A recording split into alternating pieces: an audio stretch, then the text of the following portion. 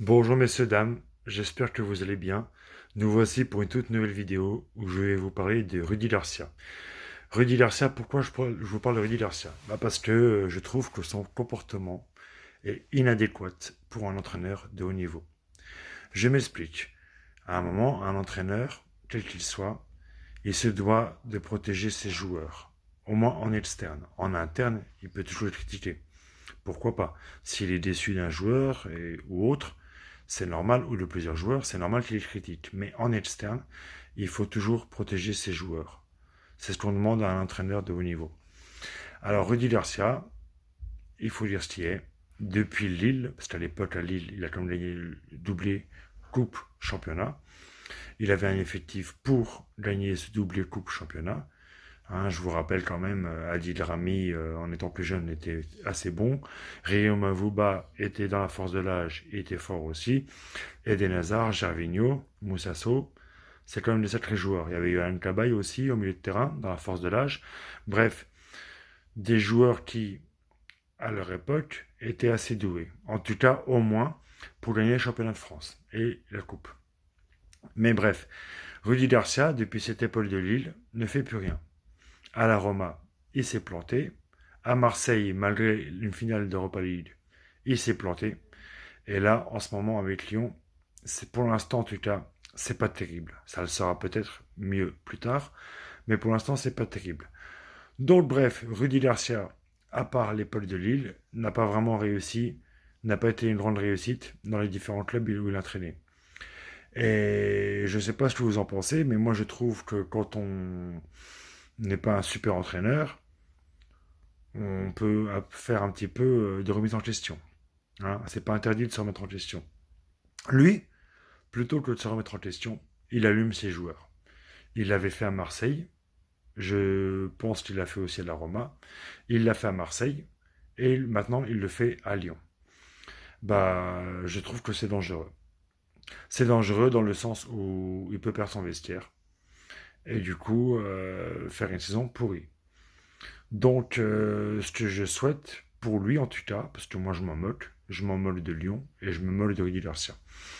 Mais je lui souhaite de s'en mettre en question assez rapidement, et de mieux protéger ses joueurs. Parce que il est parti pour finir la saison avec eux, à mon avis, en tout cas, à moins qu'ils se fassent virer avant, mais bon, vu qu'ils ont déjà viré Silvino pour en mettre Di Garcia, je suppose qu'ils risquent de finir la saison avec Lyon, et qu'ils le remplaceront à la fin de l'année. Donc, il reste à peu près 6 mois à tenir, un peu moins de 6 mois à tenir. Donc, je lui souhaite de se remettre en question et de réadapter son discours assez rapidement. Sinon, il risque de perdre son vestiaire. Et s'il perd son vestiaire, que ce soit le championnat, en tout cas la deuxième place, parce qu'ils ne peuvent pas viser mieux que la deuxième place. Mais vu l'effectif qu'ils ont, ils peuvent viser la deuxième place, parce que pour l'instant c'est Marseille qui est deuxième. Mais très sincèrement, Lyon a un meilleur effectif que Marseille. Donc ils peuvent viser la deuxième place, éventuellement gagner une coupe, même si ça va être compliqué. Et pourquoi pas passer en huitième de finale de la Ligue des Champions.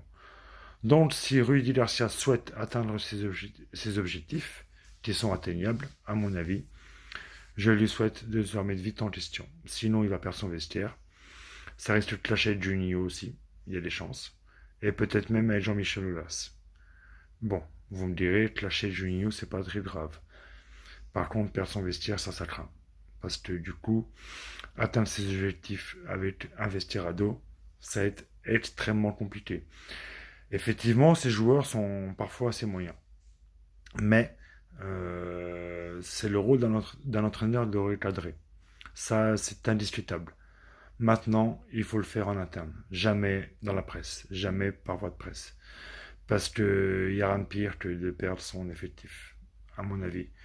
Thomas Tuchel aussi a dû recadrer certains joueurs de Paris Saint-Germain.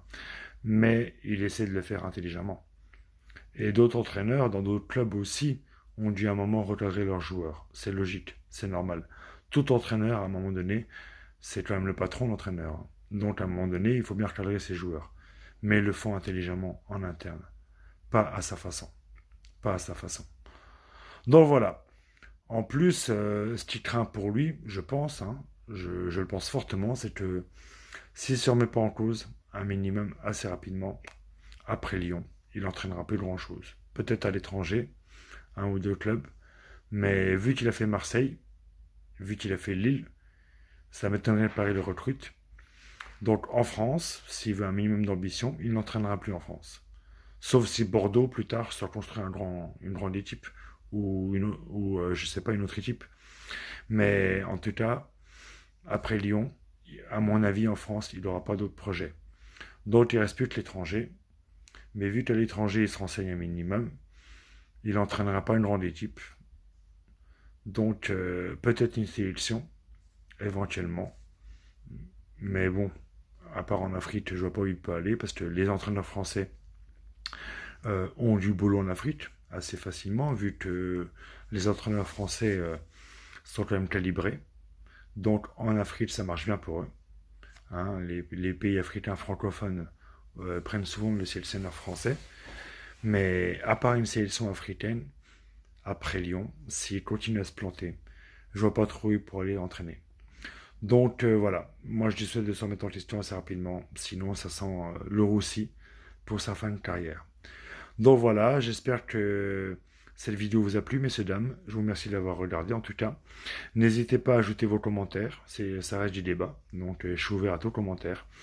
Un petit like aussi me ferait plaisir, et puis si vous le souhaitez, n'hésitez pas à vous abonner à ma chaîne. Je vous remercie et je vous dis à bientôt pour une nouvelle vidéo. Au revoir, messieurs, dames.